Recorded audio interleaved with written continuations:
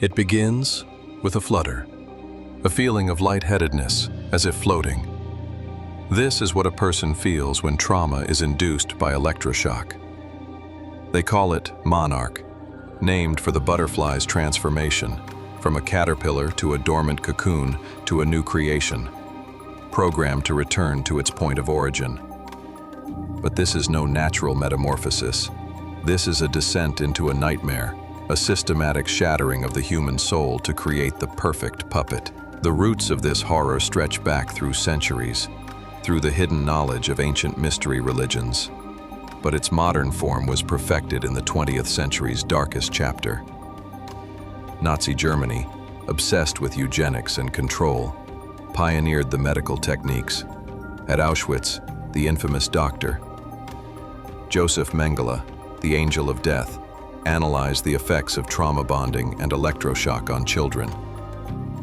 In Dachau, inmates were placed under hypnosis and given hallucinogenic drugs. This wasn't just brutality, it was research. After the war, this research didn't die. It was secretly imported into the United States. Under Operation Paperclip, top Nazi scientists were brought to America. One of them, General Reinhard Gehlen, Hitler's chief of intelligence, met with President Truman and Allen Dulles. Together, they forged the Central Intelligence Agency. With the CIA's birth in 1947, a new dark chapter in mind control began on American soil. It started with projects like Shatter and Artichoke, but in 1953, it evolved into something far more sinister. Project MKUltra. For 20 years, the CIA conducted illegal experiments on unwitting citizens, using radiation, electroshock, hypnosis, and drugs like LSD. Their goal was to create the perfect Manchurian candidate, a sleeper assassin who could be activated by a key phrase.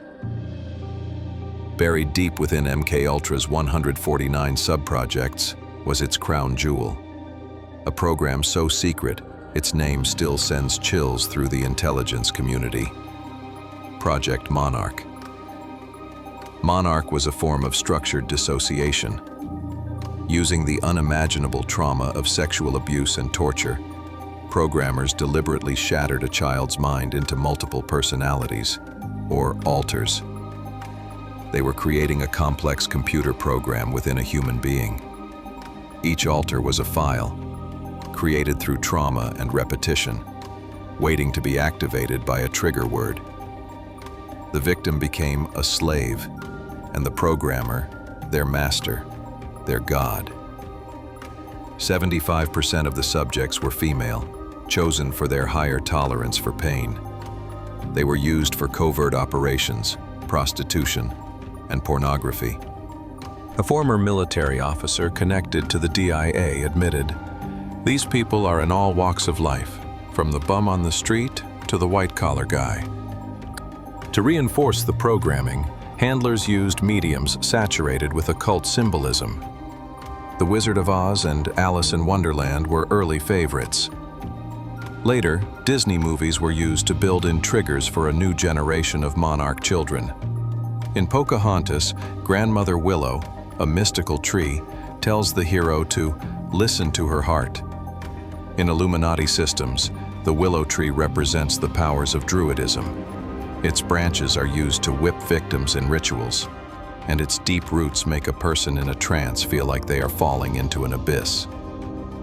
The programmers were monsters hiding in plain sight.